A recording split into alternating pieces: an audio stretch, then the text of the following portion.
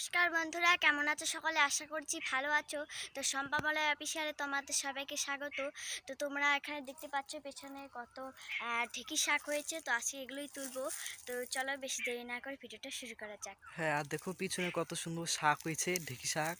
তো এগুলোই আজকে আমরা তুলবো। তো চলো ভিডিওটা বেশি দেরি না করে শুরু করে দিই। দেখো এই যে এগুলো তুলতে হয়, এই যে এই শাকগুলো, এগুলোই হচ্ছে ঢেঁকি শাক। তো এই যে একটা, দুইটা হলো, শম্পা তুলছে আরও। এই যে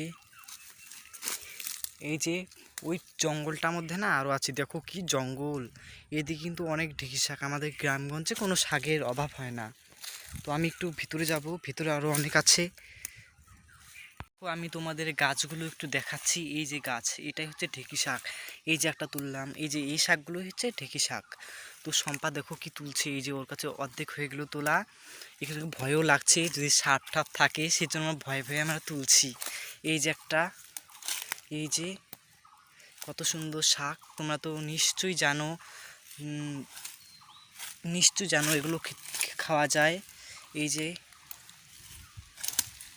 আমরা এখানে আমাদের গ্রামে বলি ঢেঁকি শাক। তোমরা কি বলো তাহলে কমেন্টে জানিয়ে দেবে ঢেঁকি হ্যাঁ, শাক কি। তো আজকে এখানে অনেক শাক ছিল।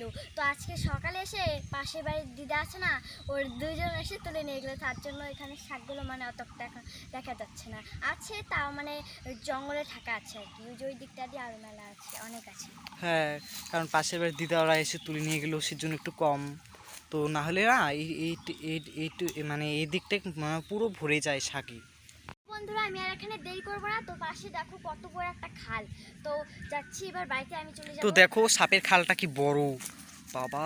এই যেটা মনে হয় ক্যামেরার সামনে তোমরা দেখতেই পারবে না, ওই যেটা ক্যামেরার সামনে মনে হয় দেখতেই পারবে না। আমরা যাই, তাড়াতাড়ি যা। বন্ধুরা, আমরা তো ওইখান থেকে এসেই পড়লাম। তো তোমরা তো দেখলেই ওইখানটা কি একটা বড় সাপের খাল। তো ওইখানটা মনে হয় সাপ ঠাপ আছে। তো আমরা দুজনে দৌড়ে এসে পড়লাম। তো আজকে ভিডিওটা এই পর্যন্তই।